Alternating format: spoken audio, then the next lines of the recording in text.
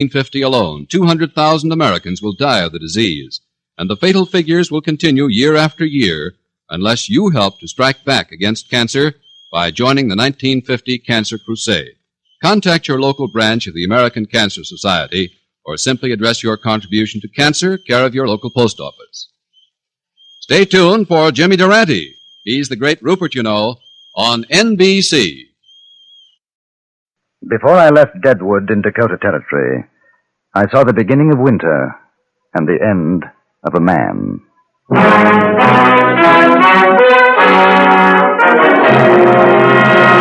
Frontier Gentlemen.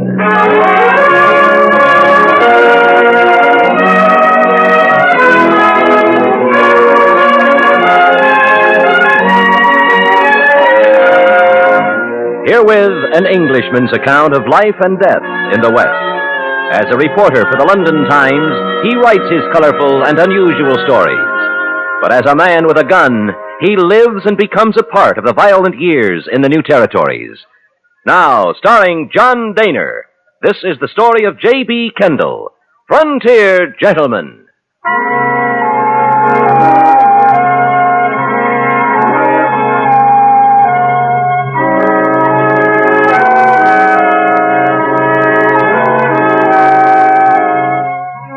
I had seen him several times in Deadwood, a tall, lean, almost cadaverous-looking man, wearing a black frock coat, shiny with age, and trousers which were fraying at the knees. He would walk through the streets, lips moving in soundless words, seemingly oblivious of the turmoil and bustle surrounding him. It was a few days before my departure from Deadwood that I met him, and then, under rather unusual circumstances. I had gone to the gunsmith, Mr. Josiah Mellett, who was repairing some defect in my gun. Good morning, Mr. Kendall. Good morning, Mr. Mellett. Is my gun ready? Yes, sir. It was the pawl spring was mostly the trouble. I replaced the mainspring, too. She was a mite on the weak side. I smoothed the action down some like you asked. Want to see how she feels?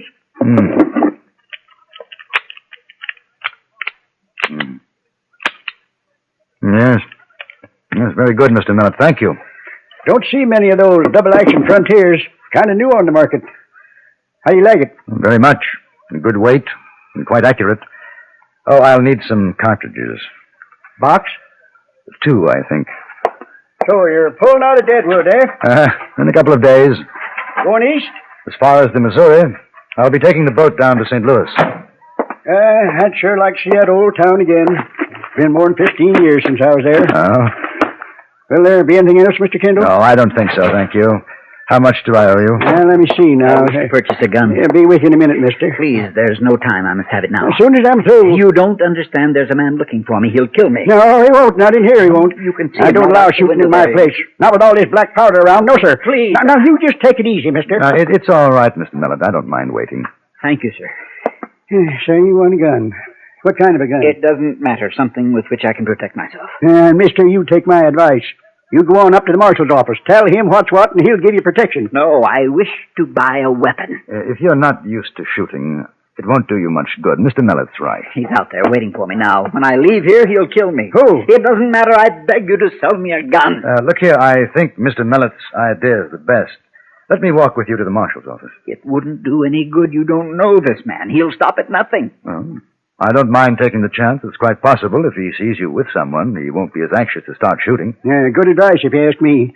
Mister, you're as good as dead if you try throwing lead against a man who knows guns. You wouldn't have a chance. If you'll just wait a moment while I load. $3 will about do it, Mr. Kendall. Right. Sure hope you have a nice trip. You come back this way, stop by. Yes, I will. Well, smells like we're going to have an early winter. You won't be missing much if we do. It surely can whistle up a mean freeze around here. Yes, I've heard. There. $3? Yeah, that's right. All right. Much obliged. Thank you, Mr. Mellett. You know where the marshal's office is at? Yes, thank you. Goodbye, Mr. Mellett. Don't mind if I watch from the door, do you? No, not at all.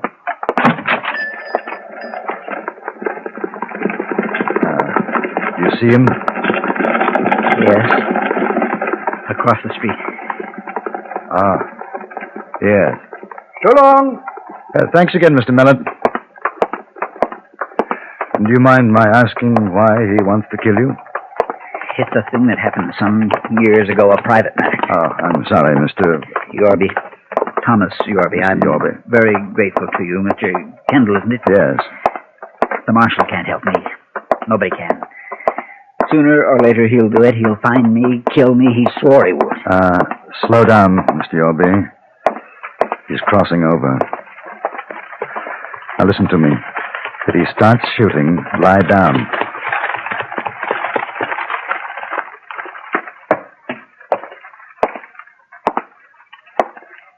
Morning, preacher. Said your prayers today? What do you want? What do you think? You mind standing to one side, mister? I've come a long way to kill this fella. He's not armed. Doesn't matter none. Get out of the way. I don't like murder. Me neither. But shooting the preacher ain't murder. It's a kindness. I hate to meddle in a private affair, but Mr. Yorby asked for protection. I feel bound to see him safely to the marshal's office. I got no quarrel with you. Nor I with you. But I'm not letting you shoot an unarmed man. I won't take no chances swapping shots with you, mister. You might just be good enough to beat me. I got too much to live for. You're lucky, preacher. You're lucky you talked this fella into helping you. But he better stay almighty close to your side, because when you're alone, I'm coming looking for you. And next time I'll get you.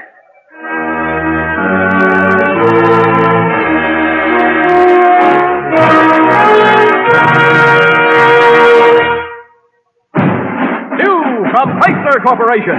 The cars that can do in 59 that can do what they look like they can do. They're the cars of the forward look. 59 they can do more than other cars can do. For you, drive the cars that can do. Drive the cars that can do. Plymouth? Can do. Dodge? Can do. DeSoto? Can do. Chrysler? Can do. Imperial? Can do. The cars that can do in 59 that can do what they look like they can do. They're the cars of the forward look. 59 they can do more than other cars can do. For you. See the new Plymouth and the new Dodge at your dealers now. See the new DeSoto, Chrysler, and Imperial Friday, October 24th. The cars that can do. For you.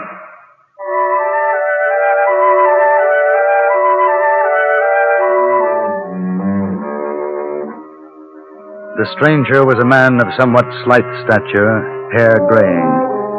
As he walked away, I noticed that he had a limp. Then he disappeared into a saloon. My companion, Thomas Yorby, passed a shaking hand across his face. It would have been better to have had done with it. Let him kill you? I'm tired, Mr. Kendall. He'll keep his word. There'll be no rest, no peace for either of us. Let the marshal take care of it. No, it's useless. He can't arrest the man for something he hasn't yet done. But what are you going to do? Wait for him to find me again. Why not leave Deadwood? Go somewhere else. It'd be the same wherever I went. He'll follow. Sooner or later, he'll find me. Listen to me, Mr. Yorby. I don't know what you've done, but I shan't sleep very well at night unless I do my best to see you're not murdered. I shall be leaving myself in a couple of days. If you wish, you can share my hotel room and travel with me to Fort Pierre. You have no reason to do this. For all you know, he may have every right to want to kill me. That's possible. But in the meantime, we better get you off the street before he changes his mind and shoots us both in the back.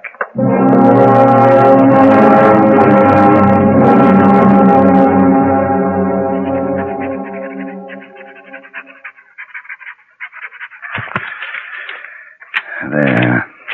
I envy you. Oh, I thought you were asleep. No.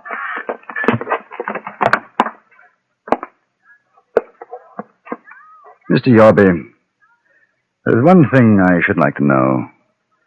That man called you preacher. Are you a minister? I was. Oh. His name is Boyd Greer. I married his sister. She died in Hayes City. He blamed me for it. That was 5 years ago. You say you were a minister? After the death of my wife, I could no longer preach the gospel.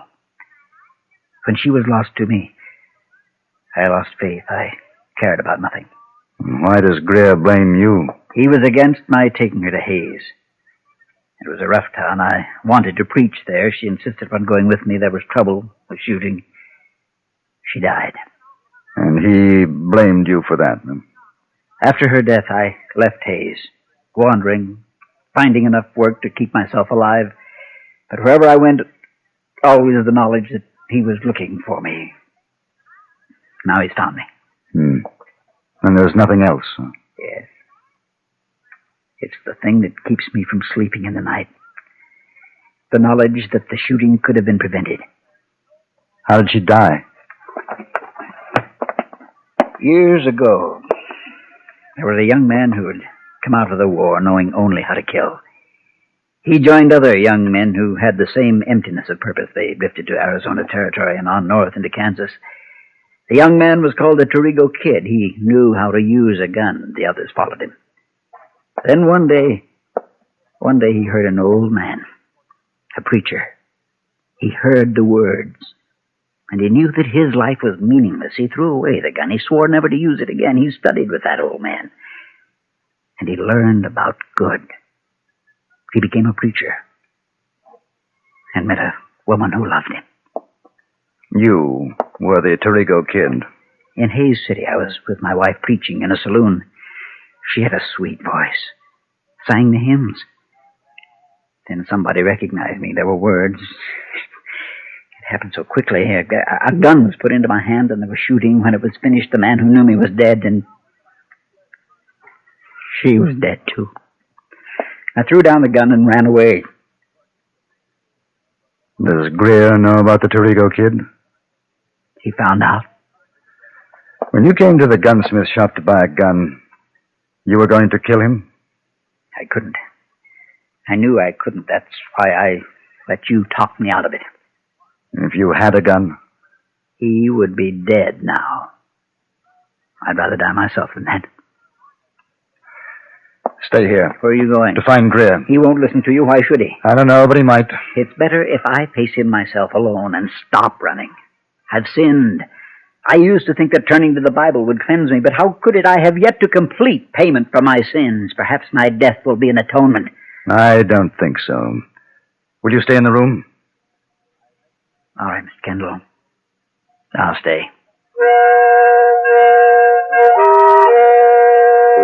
I left the hotel and walked back to Main Street to where I'd seen Greer go into the saloon. I found him there, sitting at a table in a dark corner, staring moodily into a glass of whiskey. Is he hiring guns now? No. I came to talk. I have nothing to say to you. Are you drunk?